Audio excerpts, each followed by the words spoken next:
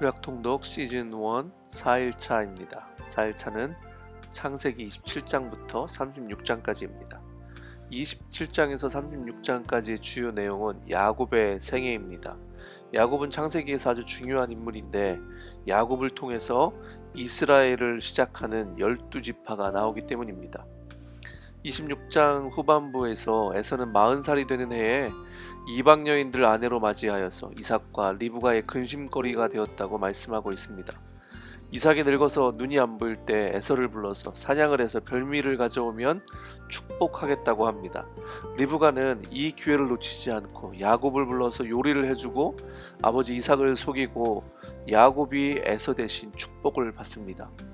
이 사건을 통해서 에서는 야곱을 죽이겠다고 하고 야곱은 결국 바단 아람의 외삼촌 라반의 집으로 잠시 피신을 해야만 합니다. 그때 나이가 요셉이 총리 대신 된 나이부터 거꾸로 계산을 해보면 야곱은 이미 70세가 넘은 늦은 나이였습니다.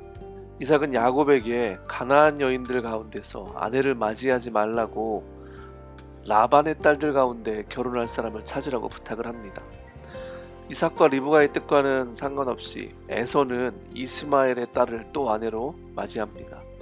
야곱은 브엘세바로를 떠나서 하란으로 가다가 돌베개를 베고 자다가 거기서 환상을 봅니다. 하늘에 닿은 층계에 천사들이 오르락 내리락하는 환상을 보게 되고 하나님께서 그 층계 위에서 말씀하십니다. 내가 너와 함께 있어서 내가 어디로 가든지 너를 지켜주며 내가 너를 이 땅으로 데려오겠다. 내가 너에게 약속한 것을 다 이루기까지 내가 너를 떠나지 않겠다 라고 말씀하십니다. 야곱은 꿈에서 깨어서 주님께서 분명히 이곳에 계시는데도 내가 미처 그것을 몰랐구나. 이 얼마나 두려운 곳인가. 이곳은 다름 아닌 하나님의 집이다 라고 하면서 그곳의 이름을 베델이라고 그렇게 합니다. 야곱은 베델에서 하나님께 서원하는데 그것은 조건부 서원이었습니다.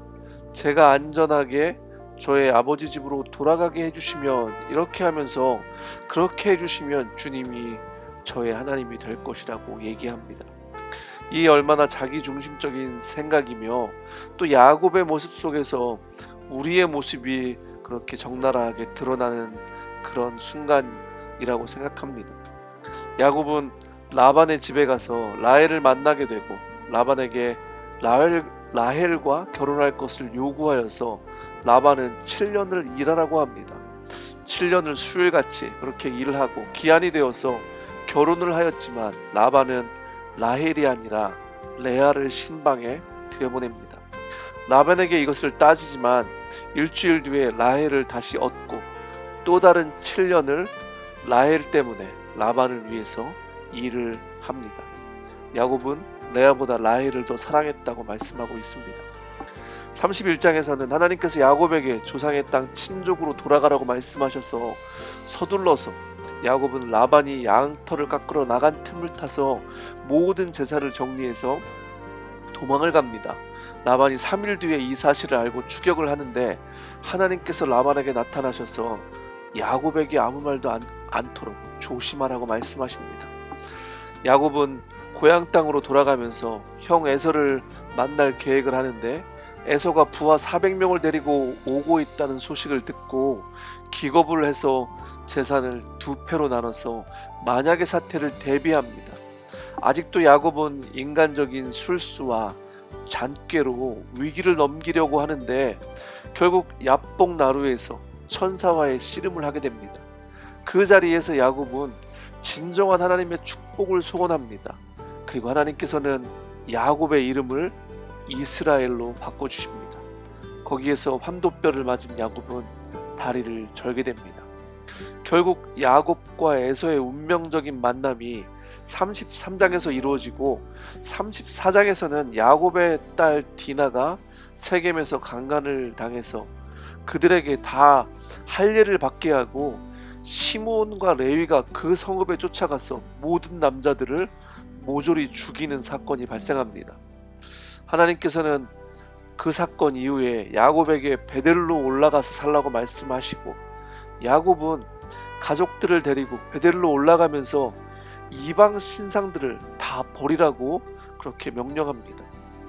라헬은 막내 베냐민을 낳다가 안타깝게도 숨을 거둡니다. 그렇게 야곱의 아들들은 12이 되고 이제 이스라엘 나라를 시작할 12지파가 준비됩니다. 36장에서는 세일산에 살고 있는 에서의 자손에 대한 내용입니다. 에서의 자손은 에돔 족속이라고 불리웁니다. 야곱의 인생에서 결국 우리의 인생이 보이고 그런 인생이지만은 그런 인생 가운데 찾아오셔서 말씀하시고 복을 주시는 하나님을 말씀을 읽는 가운데 우리의 인생 가운데 만나는 역사가 있기를 바랍니다.